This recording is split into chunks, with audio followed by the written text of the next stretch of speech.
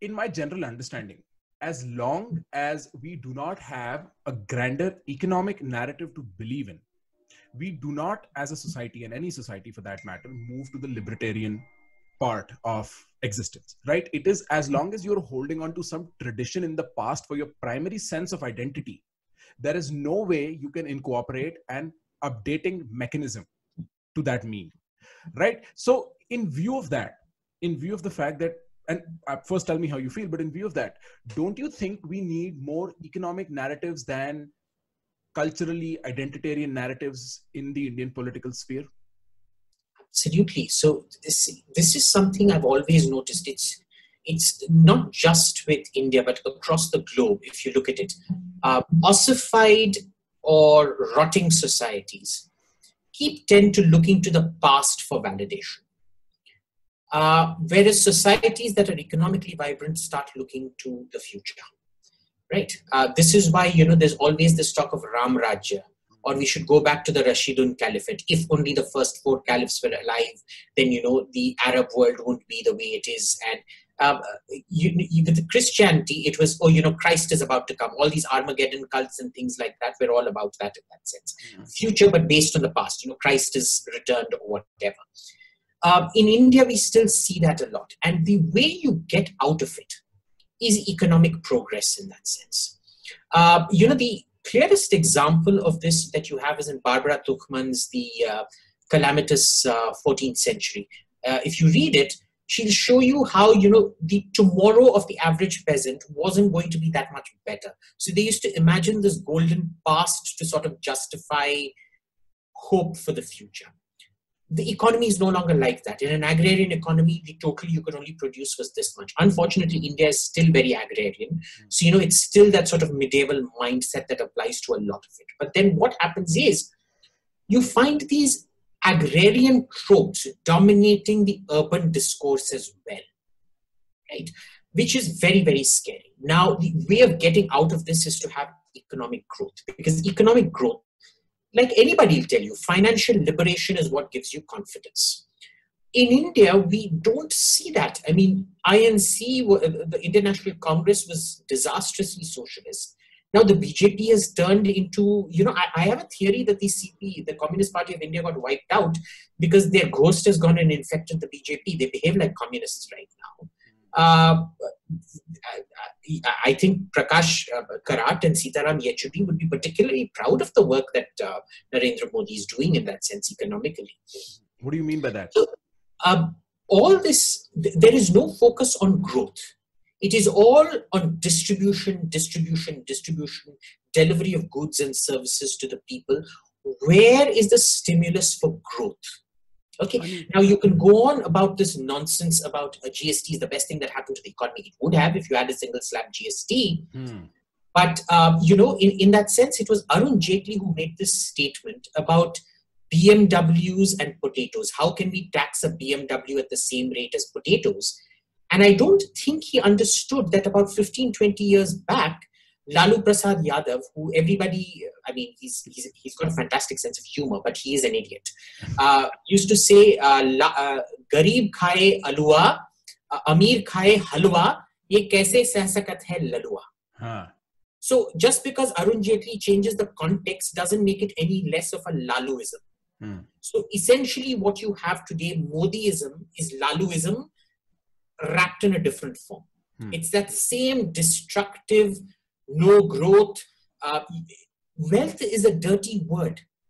How is it in a society where we worship Lakshmi? In Diwali, people here used to break the legs of a Lakshmi ki murti so that wealth won't leave your house. Lakshmi won't leave your house, therefore wealth won't leave your house.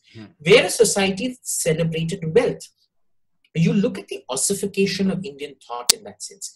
As long as you're going towards urbanization in the BC period, achieve urbanization, we're doing good. We stop foreign invasions. It's a vibrant society. It's producing a lot, la-di-da-di-da. Violent, yes, but militaristic, yes, but that's normal in a pre-industrial age. Well, it's also normal in an industrial age in that sense. It's just the societal violence is reduced.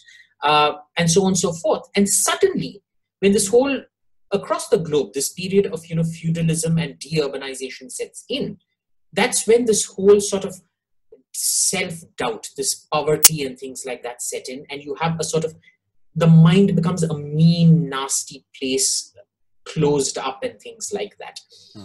It's a pattern, and I don't know how to get out of it. The BJP was our last hope in the sense, and they've turned into the Bharatiya Communist Party. Yeah. Right, but it's weird because 2000, like, here is what I do say about my politics online. 2014, there was no way I would have not voted for Modi if I was old enough, right? I would have voted for Modi. And I know so many people who would have voted for Modi. By 2019, things had changed for a lot of people. But the reason why we would have voted for Modi was because of the Gujarat model. We saw this hub of free market kind of capitalism as far as we could have imagined in the confines of India happen in Gujarat. We saw rivers get cleaned. We saw statues that actually looked great, right? What happened once they got into the national office? What happens then? What happens post 2014? Why so much discrepancy? So in 2014, I voted for Modi. And in 2019, I tried not to vote for Modi. Unfortunately, the other side was so bad. My motivator was, Modi is the least of all the bad things that could happen to India. So, I don't believe in wasting my vote. So I voted for Modi again. But what is the driver of this change from the Gujarat model? Well, look, here's the point. I don't think the Gujarat model was that great to begin with when we look at it now with the benefit of hindsight. And a lot of it had to do with the fact that Modi was very good at creating these narratives to sell, number one, which he still is. I mean, he's a great manipulator of the media and things like that. But number two, his detractors never forced on factually dissing the Gujarat model.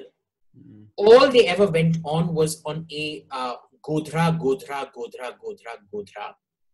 which actually served Modi's purposes. Because I think with the benefit of hindsight, we can now say that Godhra was a tragedy of omission, not a crime of commission. What do you mean by that?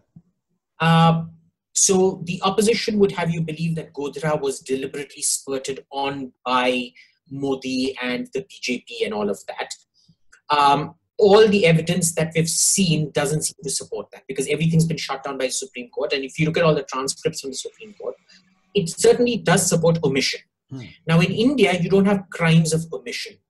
Okay, omission isn't penalized, omission isn't held accountable, omission isn't criminalized, unlike in America where it is. So you have a tragedy of omission, not a crime of omission.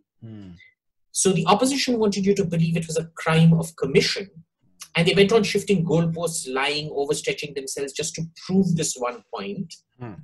And the entire thing was caught up between Modi's narrative, which was growth, and the opposition narrative, which was murder.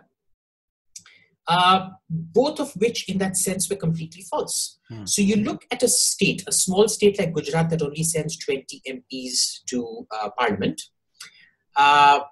It's very easy to manage things, and the state list is also very small. So you can actually micromanage. If Ambani comes and says, hey man, I need to set up a factory, I'm going to give you jobs, find me some land. Yeah, great, it's going to work. And the Gujarati mindset is, you won't come across obstructionism in Gujarat. If you look at them traditionally, Gujarat never sends people to the IAS. They hate the IAS in that sense. The only IAS Gujaratis that you have are a PhD in yoga who turned out to be a disastrous finance secretary. So you don't want them in the IAS either. But they're the kind of people, if you want land, they'll be like, kitna paisa? And then you give them the money, and then you get what you want. Sardar Sarovar is a different story. That was more to do with tribal nomadic populations and things like that in that area. So that's a different conversation to have. But Gujus are normally very, very enterprising. They'll always look at a business opportunity. The trade unions will collaborate with you, cooperate with you, and things like that. When you come to Delhi, you can no longer micromanage these things.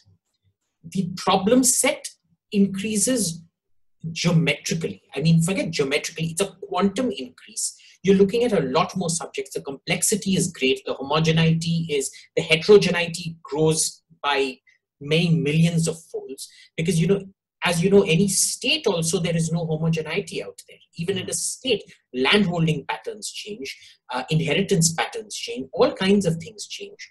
So I think he's basically gone from a micro model that worked well to a macro that doesn't. For example, socialism works really well in, say, a small country like Sweden or Norway. And there are different problems. I mean, we can get to that in a later stage. Right. But when you scale it up to a big country, it doesn't work at all.